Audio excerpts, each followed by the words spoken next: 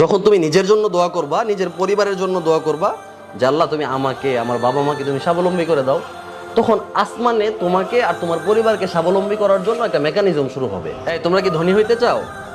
সবাই ধনী হতে চাও? হ্যাঁ, শুধু নিজে যেন ভালো থাকতে পারি, নিজের পরিবার নিয়ে যেন ভালো থাকতে পারি, তোমরা কি এই দোয়া করো? এই দোয়া করা যাবে না। দোয়া করতে হবে কি আমরা যেন গোটা জাতিকে নিয়ে ভালো থাকতে পারি, যত অসহায় মানুষ আছে তাদের পাশে যেন দাঁড়াইতে পারি, তাই না? হ্যাঁ, শুধু নিজের পরিবারের জন্য আর নিজের জন্য চেষ্টা করে কে? পশু পাখি, কুকুর চেষ্টা করে, তাই না?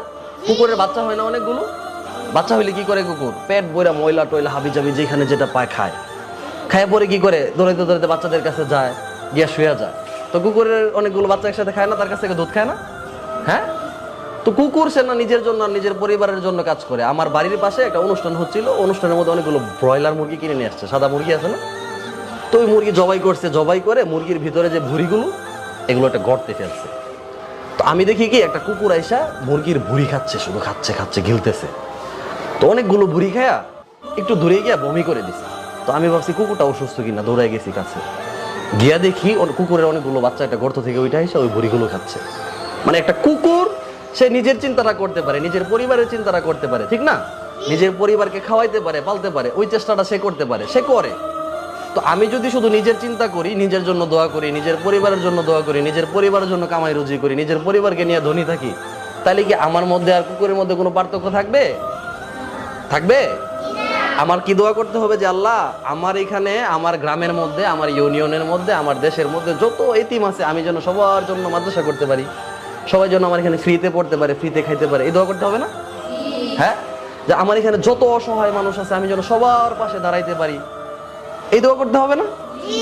তাইলে সে না আমি মানুষ হয়ে সার্থক হইলো, নাহলে তো কুকুরও তো তার পরিবারকে সামলাচ্ছে, তাই না? হ্যাঁ, যখন তুমি নিজের জন্য দোয়া করবা, নিজের পরিবারের জন্য দোয়া করবা যে আল্লাহ তুমি আমাকে, আমার বাবা মাকে তুমি স্বাবলম্বী করে দাও, তখন আসমানে তোমাকে আর তোমার পরিবারকে স্বাবলম্বী করার জন্য একটা মেকানিজম শুরু হবে। ফেরেশতারা চেষ্টা করতে থাকবে যে তোমাকে কোন রাস্তায় নিয়ে গেলে, তোমাকে কিভাবে সহযোগিতা করলে তুমি আর তোমার পরিবার স্বাবলম্বী হতে পারবা।